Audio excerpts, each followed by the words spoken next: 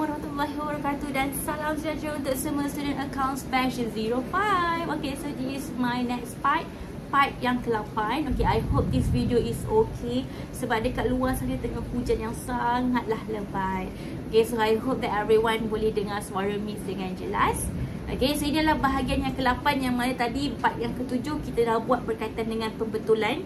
Okay, ada 5 pembetulan yang Miss dah bagi. Okay, so for those siapa yang tak tengok lagi, pergi tengok dulu untuk video bahagian yang ke-7. Okay, untuk bahagian ke-8 Miss akan completekan lampiran C. Okay, yang mana a part of lampiran C punya urusnya kita dah buat, yang mana berkaitan dengan jualan secara tunai, jualan secara kredit, belian barang, beli barang niaga secara kredit, pulangan belian, and then kita ada kaitan dengan kalau ada pulangan jualan, benda tu semua kita dah masuk. Anything yang berkaitan dengan keluar masuk inventory, okay, makanan kering, semuanya kita dah buat untuk lampiran C. But the part of a transaction masih lagi belum buat. So for this video kita akan completekan pula berkaitan dengan lampiran C yang masih lagi belum kita buat. Okay, so if you are ready, so let's go untuk bahagian yang ke-8. Jom.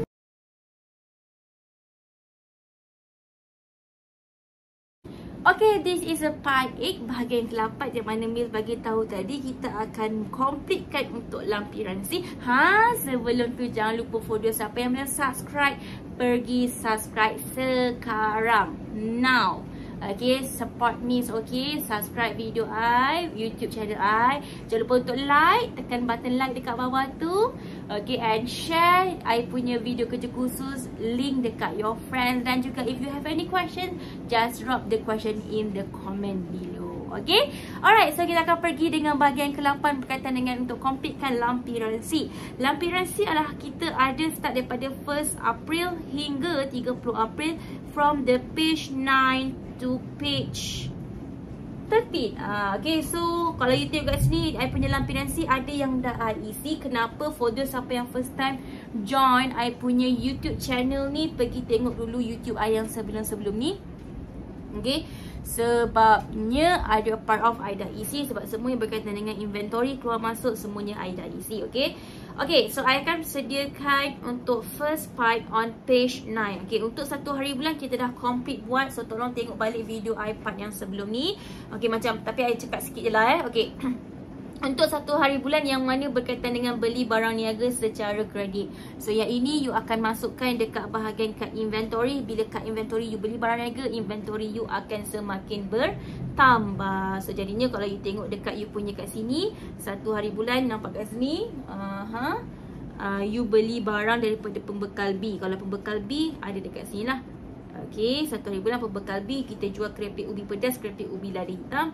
Sebab tu you akan nampak dekat kat sini, nampak ni invoice 100 and here also invoice also 100. Maksudnya you beli. Okay, yang ni tak nak terang lah, so better you tengok dekat video I yang sebelum ni. Okay, sebab satu video I tak boleh buat panjang-panjang, susah I nak edit nanti. Okay, so I pergi kepada 1 hari bulan yang dekat sini, iaitu berkaitan dengan bayaran pembaharuan lesen tahunan berjumlah RM60. So you buat bisnes, kita tak boleh buat bisnes secara illegal So everything mestilah kita kena ada license untuk buat bisnes. Okay, so jadinya kalau you tengok dekat sini, dia kata secara tunai. Okay, so I just nak completekan apa dokumen yang sesuai. Okay, tapi kat sini kalau you tengok kat sini, don't worry, this one kita akan ada buat pelarasan later on, sebab dia kata is tahunan, and sekarang ni you buat untuk for 1 month, untuk April saja. Kalau tahunan is a 12 month. So nanti yang ini jangan risau, nanti yang ini kita akan ada sedikit pelarasan yang kita akan buat for this transaction. Okay, so don't worry about that one. Okay, maksudnya you bayar extra lah ni. Okay, sebab you bayar untuk 12 bulan, tapi you pakai untuk sebulan. So this one is maybe belanja berapa ayah, nanti kita akan tengok semula. Okay, so apakah dokumen yang sesuai untuk yang ni? Bayaran pembaharuan lesen perniagaan tahunan berjumlah RM60 secara tunai. Okay, so jadinya dekat sini, kalau you bayar sesuatu yang mana you tak ada dokumen apa-apa, so dokumen yang sesuai untuk you masukkan sini adalah berkaitan dengan voucher pembayaran. So ini adalah dokumen yang sesuai. Okay, voucher pembayaran untuk lesen. Okay, alright, next kita pergi yang seterusnya. Yang nombor 2, jualan tunai, ini kita dah buat hari tu. Okay, nombor 2, menyelesaikan sepenuhnya bagi hutang pembekal A yang bernilai RM dengan cat. Okay, kalau you tengok dekat sini kan, Yang setakat ni, as for now, you baru beli dengan pembekal B. So, mana datangnya pembekal A? You kena ingat, you bukan start daripada sini. Kita ada baki awal yang sebelum ni you ada hutang dengan you punya pembekal. So, you pergi balik dekat muka surat 2 yang sebelumnya dekat bahagian baki awal. Nampak tak ada pembekal A? You hutang dengan pembekal A sebanyak 1,950. So, this one please refer on the page 2. Okay, my dear. So, please refer on the page 2. Itu dekat sini refer on the page 2. Page 2. Refer muka surat 2 berkaitan dengan baki awal. So, you akan ambil sebiji lah. Okay, yang pembekal A ni, you letak nama pembekal you.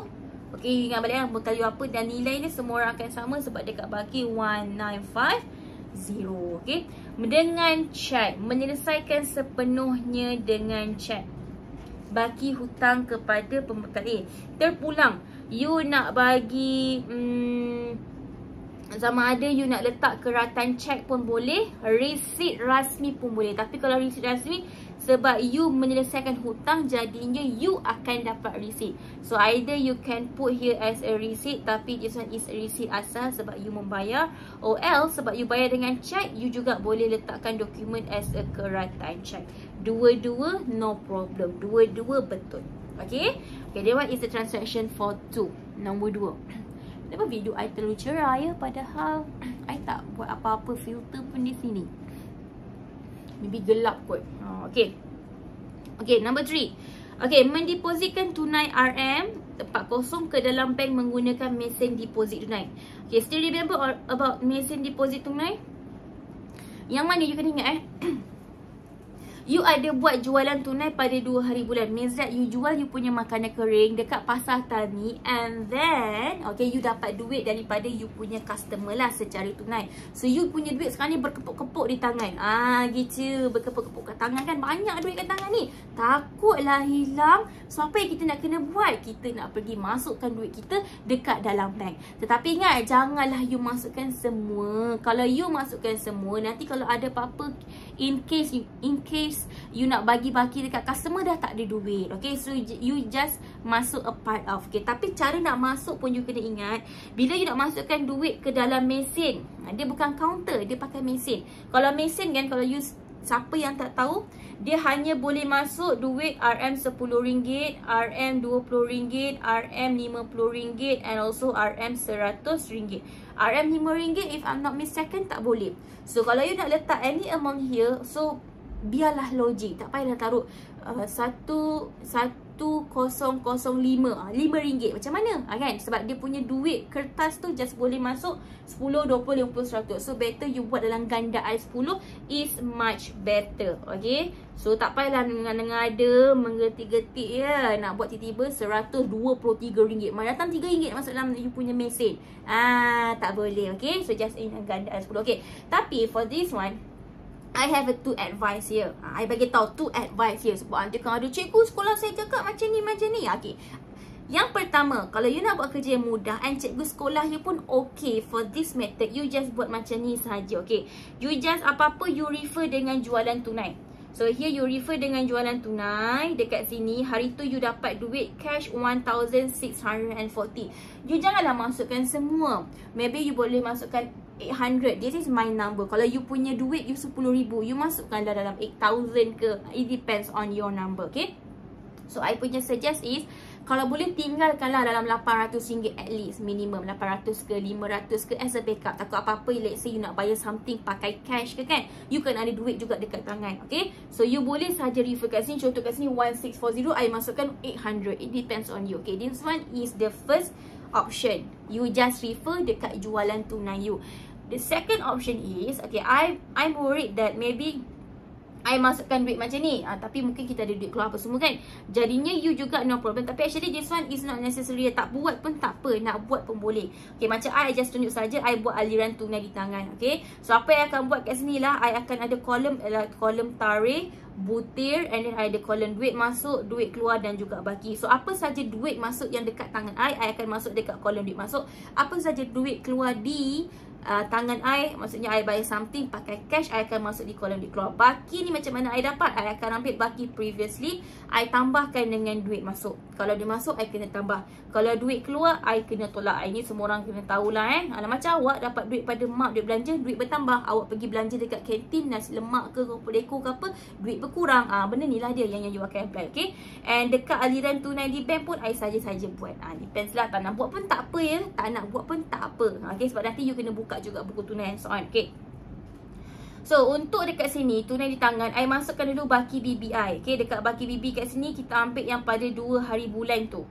Yang dekat 2 hari bulan tu yang kita ada baki awal kan. Dekat situ, daripada situ duit dekat tangan memang dah sedia ada tau. Dia bukan start perjualan tunai tu saja. Okay, duit dekat tangan dah ada sebanyak 850. So here I put 850 as my baki. Okay, lepas tu kalau you perasan, kita cari lagi apa menyebabkan duit dekat tangan kita bertambah. Okay, lepas tu yang 1 hari bulan tu, yang ini tak ada apa-apa, tak ada berkaitan dengan duit keluar masuk. 1 hari bulan kita ada keluarkan RM60 menggunakan duit dekat tangan. Jadinya I letak dekat situ, I letakkan 1 hari bulan, I ada bayar untuk lesen sebanyak RM60 duit keluar. So hari tu 150, I minuskan dengan 60, so I ada baki 790. So itu adalah duit yang ada di tangan I sekarang. Okay, lepas tu untuk 2 hari bulan ada jualan tunai. Jualan tunai means that you dapat duit kan, 1,640 is my number, so please use your number. So menyebabkan duit I akan masuk sebab I jual. So nampak 2 hari bulan jualan tunai 1940. So sekarang ni duit yang dekat tangan I adalah 2430. Macam mana I dapat 2430? I ambil 790, I pluskan dengan 1640, then I will get this number. So sekarang ni currently duit yang ada dekat tangan I adalah 2430. So I akan fikir, okay, sekarang ni duit dekat tangan I ada 2430. Berapa duit yang I nak masuk dekat I punya bank? So I boleh ambil daripada sini. This is the second option Okay, daripada 2430 I rasa macam I tak naklah tinggal duit dekat tangan dekat tangan I banyak sangat. So maka I keluarkan sebanyak dekat sini. I masukkan kat sini sebanyak 1,800. Okay, daripada 1,800. Okay, daripada 2430. Jadinya I dah keluarkan duit kan. I dah keluarkan duit daripada I punya tunai dekat tangan. Jadinya dekat sini nampak, I keluarkan 1,800. Now duit dekat tangan I ada 630. So I punya benchmark, tanya cikgu balik kalau I punya benchmark minimum at least kena ada 500 dekat tangan. Itu apa yang I nak buat. I tak nak duit banyak sangat. Sikit sangat pun tak janganlah, sebab nanti nak bayar apa-apa kan. Banyak sangat pun tak bagus. Okay, takut kita hilang ke apa. So I biarkan 500 as my minimum. So 650 is okay for me. Okay, kalau you kena follow dengan school teacher. Okay, and what I put as a bank, because here duit dekat tangan you masuk dalam bank. So this one is we call as a contra.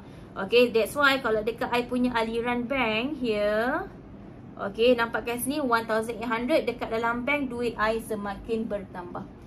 Duit I semakin bertambah. Kenapa dalam bank? Sebab daripada tunai masuk dalam bank.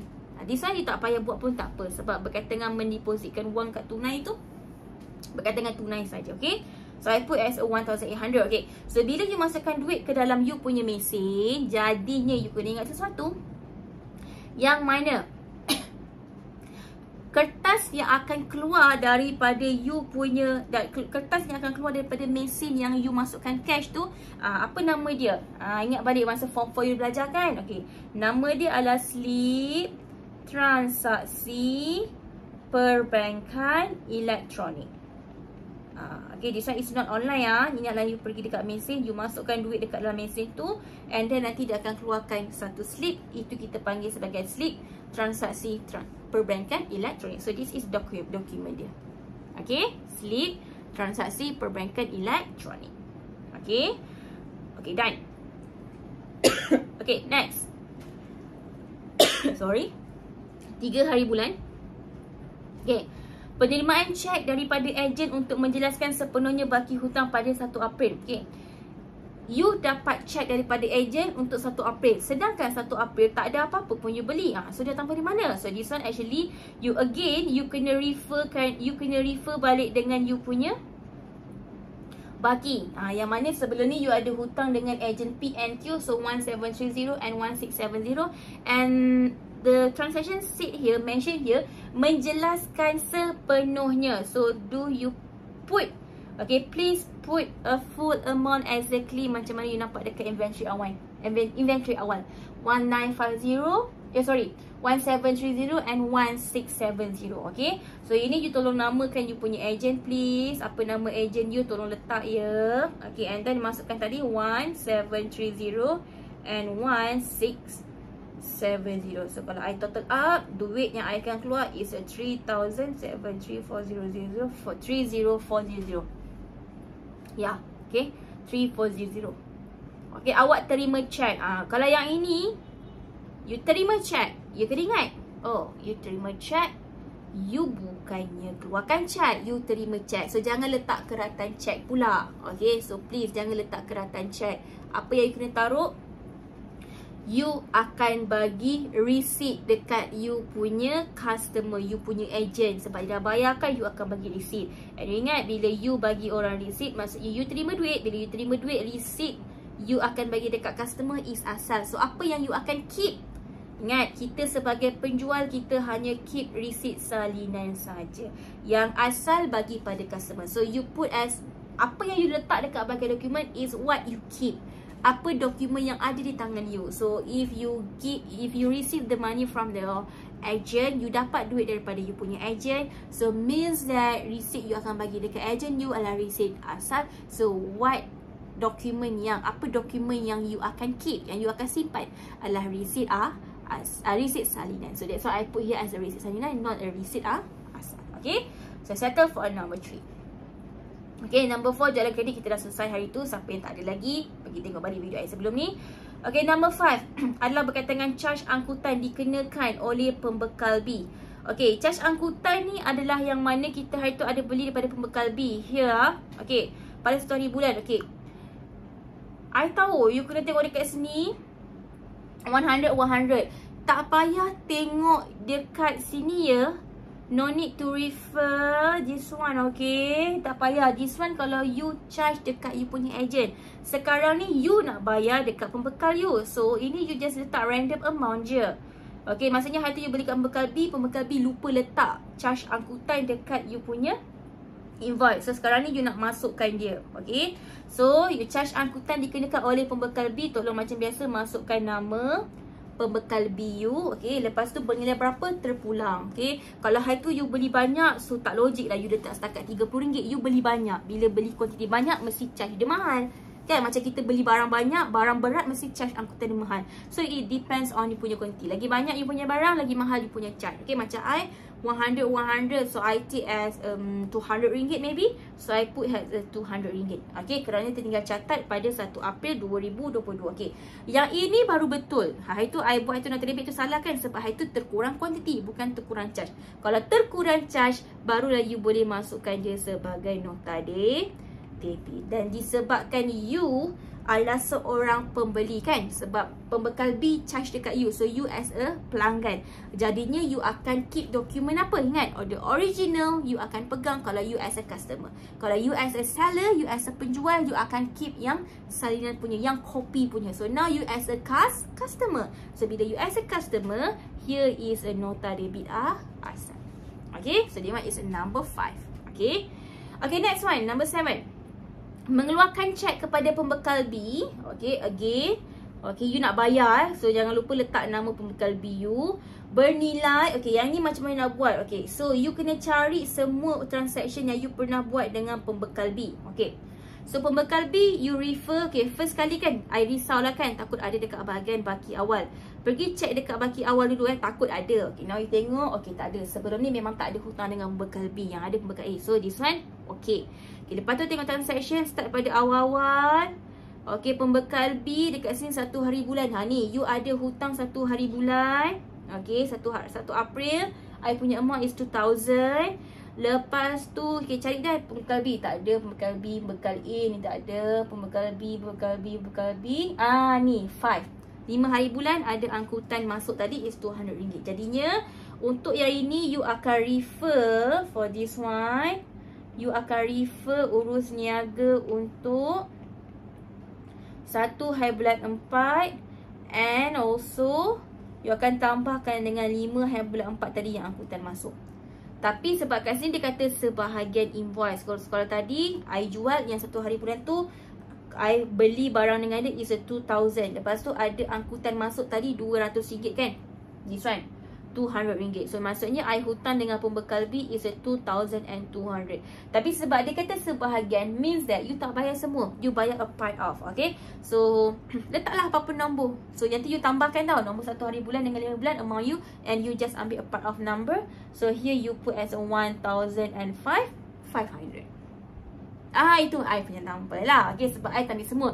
Macam ni kan, I nak letak 1,800 boleh, I nak letak 1,000 pun boleh, nak letak 1,200 pun boleh terpulang. Janji bukan full amount. Okay, okay.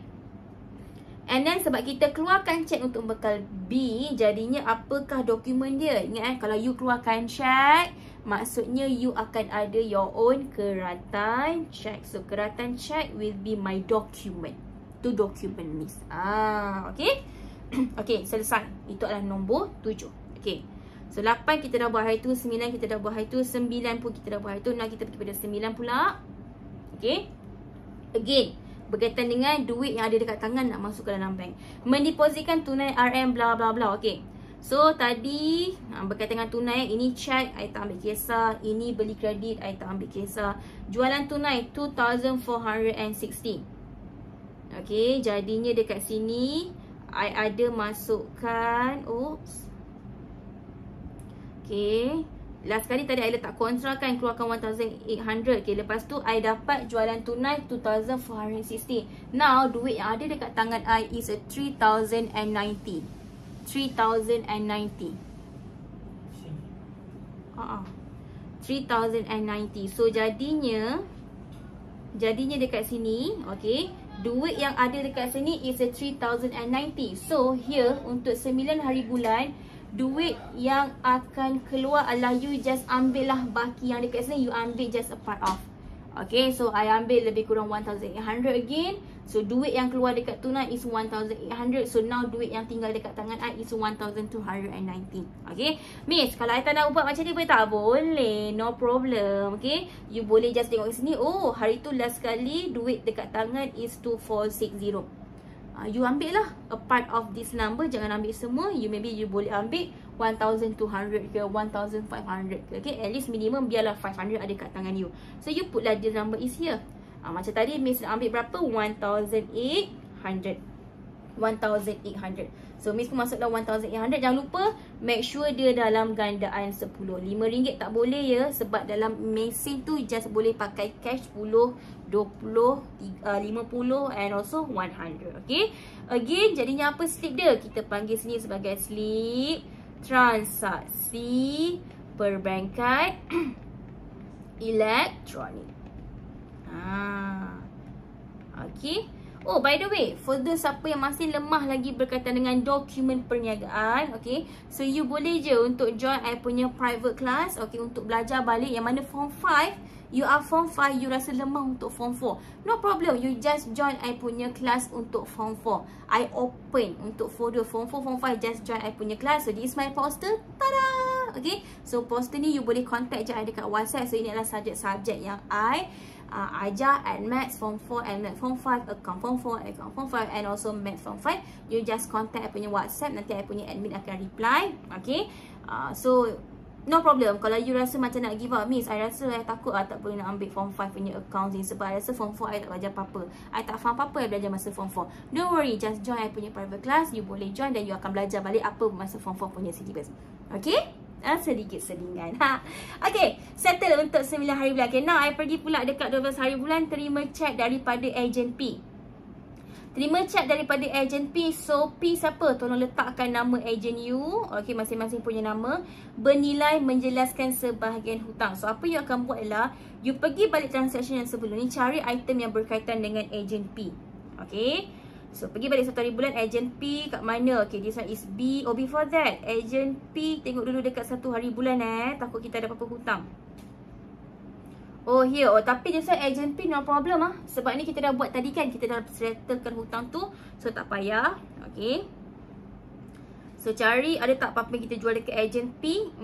Ini tadi kita bayar hutang. This one 4 hari bulan jual sell credit. Okay, amount dia berapa? Jangan ambil jumlah jualan tau. You kena ambil sekali dengan perkhidmatan courier. So, hutang untuk agent pay is, you ambil amount this one, you pluskan dengan this amount. So, itu adalah you punya jualan kredit. Okay, you jual dekat you punya agent pay. Tapi you cari lagi, takut ada lagi dia beli barang dengan you. Cari, tak ada. Okay, jadinya yang this one, you akan refer 4 hari bulan. Okay, you akan refer 4 hari bulan. Tapi kat sini dia kata menjelaskan sebahagian. So, kalau macam I punya amount tadi is 1845 pluskan dengan 20. So, amount I is 1865. Better you tulis macam ni pun okey kot dekat you punya kertas. So, senang untuk cikgu sekolah you tengok. Kalau I lah, senang cikgu sekolah awak tengok. Tapi pakailah pensel dulu. Pengiraan macam ni, okay. So, then cikgu sekolah you tahu, you bukan ambil full amount, you ambil a part of saja, okay. Mudah kerja sekolah, cikgu sekolah you punya kerja, okay. So, you just take a part of, jadinya daripada 1865, so pulang ambil you. Nak ambil 1000 boleh, nak ambil 800 boleh. Tapi tengok nombor you kalau you punya dekat sini, 15,000, okay, 15,000. You letak dalam 12,000 ke, 10,000 ke, depends, okay. So, macam ni, I nak letak 1,200, okay. So, disebabkan I terima cek, maka I akan bagi I punya agent receipt. I akan bagi dekat agent I adalah receipt asal. So, apa yang I akan keep? I akan keep receipt. Nak letak receipt boleh, nak letak receipt rasmi pun boleh. Okey sahaja. Okey, so ni apa dokumen yang I akan simpan. Okey, selesai untuk 12. Okey, 13 kita dah buat sebelum ni, 14 kita dah buat sebelum ni. Okey, jangan lupa yang 14 nota kredit. Sebab apa? Pulang barang kepada ejen. So, bila pulang barang kepada ejen, pulang barang niaga kepada ejen, daripada ejen pulang barang kat kita, so nota kredit lah. So, kita akan bagi asal punya nota kredit dekat customer, selain kita akan pegang. Okay, kita dah buat hari tu. Harga, tolong ambil harga ejen. Okay, ambil harga ejen. Okay. Okay, next, seterusnya. 16 hari bulan. Dah settle. Okay, 17. Dia selalunya kalau perasakan yang mendepositkan tunai tu, dia mesti dapat dengan jualan tunai. Maksudnya dia nak cepat-cepat dapat je duit pada customer yang cash tu, dia nak cepat-cepat masuk dalam bank. Okay, so you boleh saja terus refer dekat sini. Okay, this is 1640. I nak masuk 1000 je lah. 640 I nak biar dekat tangan. Boleh, no problem. Ataupun second option, you boleh ambil aliran tunai. Okay, macam tadi. Okay, the last one, tadi I keluarkan 1800, duit dekat tangan is 1290. Lepas tu 16 hari bulan tadi kan, I ada jualan tunai sebanyak 1640. So, I tambah dekat sini 1640. Sekarang ni duit dekat tangan I is 2930. Lepas I tambahkan dengan yang ini. Jadinya berapa I nak keluarkan? Okay, daripada 2930, I just keluarkan beberapa. I nak keluarkan again, I nak keluarkan 1800 and again. So, sekarang ni duit dekat tangan I ada 1290. I keluarkan sebab tadi kat sini kan 2930, this one is 1800. Macam I refer on aliran tunai sebab I nak I punya duit kat tangan tu cantik. Tak nak macam banyak sangat ke. Okay, tapi kalau you tak nak buat aliran tunai pun tak ada masalah. No problem Okay, you just refer sini, you keluarkan dekat sini. Okay, 1640, you keluarkan sini 1000. Boleh juga. Okay, so this one I keluarkan 1800. Ingat jangan lupa benda ni jawapan mensilang ganda I 10. And here is a slip transaksi perbankan elektronik. Yang receipt, slip yang keluar daripada you punya daripada mesin tu. Mesin dekat bank tu kan. You masukkan duit, dia akan bagi you slip sebagai bukti. Okay. Okay, settle for 17. Now we are going for 19. Okay, 18 is already done. Okay, dengan video sebelum ni berkaitan dengan jualan kredit. Okay, 19. Penerimaan cek daripada ejen bagi menjelaskan sebahagian hutang ejen T and also ejen Q. Okay, as usual macam I cakap tadi, apa-apa pun tolong refer on the previous punya. Okay, previous punya transaction. Okay, so kalau untuk 19 here, okay, you cari agent T dengan Q Okay, this one tak ada T, tak ada Q. Oh, before that, pergi balik inventory awal. I risau ada you, ada customer you hutang. Oh, tak ada Ini kita dah settle, agent PQ. Okay, Q pun dah settle. Okay, now cari untuk agent T dengan Q dekat lampiran C. Okay, okay, this one done. Okay, Q 1920. Okay, tengok nanti 1920. Okay, Bekasi. Ni tak ada. Ni agent S. Okey, tak ada. Okey. T dengan Q. Terima cek pada ejen T. Ejen T ada ke? Oh ada. Ni 15 hari bulan. Okey, ejen T dekat 15 hari bulan. Ejen Q dekat 18 hari bulan ada. Ni ejen Q dekat 18 hari bulan ada. Lepas tu saya nampak satu lagi. Dekat berapa hari bulan? Dekat 4 hari bulan pun ada juga ejen Q. This one ada juga. Okay, this one Okay, so for agent Q is 920. Okay, so here is 1920. Okay, so for agent T tadi you tengok dekat situ is 15 hari bulan 4. Okay, 15 4 macam I 15 hari bulan 4 dekat agent T is 1935 plus 30 means that 1965. Okay, so I ada hutang 1965. Okay, untuk agent Q pula ada yang 14 hari bulan 4 4 hari bulan 4 tadi dan juga 18 hari bulan 4. Tengok balik dekat you punya lampiran C. Okay, 4 hari bulan 4 dengan 18 hari bulan 4. 18 hari bulan 4 agent Q I hutang 2160 pluskan dengan 30. So 2190. Okay, I tambahkan dia. Lepas tu 4 hari bulan 4 I ada jual dekat agent Q 1920 plus 30 is 1950. So I ada kat sini mereka hutang I 1950. Tapi dekat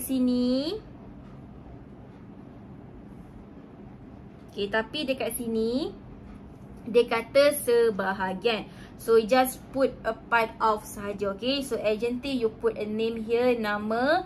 And then untuk RM jangan letak semua, just letak a part of. So daripada 1965 maybe I taruh 1000 boleh, I taruh 1200 pun boleh. So depends. Okay, so this one let's say I put 1000 contoh. Okay. Okay, so untuk agent Q pun I put here as a name, nama. Okay, so yang macam ni. Okay, okay, kalau I maybe agent ni takut dia tak mampu nak bayar untuk duduk hutang kan. So apa I buat? I put as dia bayar untuk 4 hari bulan 4 punya hutang je. Yang 18 hari bulan 4 dia tak bayar. Contoh kan, you letaklah situ amount yang hutang yang 4 hari bulan 4. Yang ni tak payah. Ataupun you nak kata, means I nak bayar juga yang ni. Boleh, tapi you jangan bayar semua. You bayar part off saja. Sebab dia kata bayar untuk sebahagian. Okay, kalau macam ni I bayar untuk 4 hari bulan je lah. So this one is 1950. Okay, so ni adalah apa yang dekat check. Okay, lepas tu apa yang akan buat adalah I akan put here as a receipt rasmi. Sebab apa receipt rasmi? Sebab kita dapat cek daripada agent. So bila kita dapat cek daripada agent, jadinya apa? Jadinya kita akan bagi di original, kita akan keep sah. Jangan letak keluarkan cek, bukan kita yang keluarkan cek. Okay? Okay. Alright, so I think ini adalah untuk sementara I cut dulu kat sini sebab terlalu panjang video ni. So you akan jumpa I dekat part yang seterusnya, part 10 untuk completekan lagi berkaitan dengan lampiran C. Okay? So see you guys on the next video. Thank you so much. Jangan lupa subscribe, share, like and comment. Bye! Thank you for watching. Jangan lupa untuk subscribe Miss punya YouTube channel and then like, share and comment. Okay? Bye!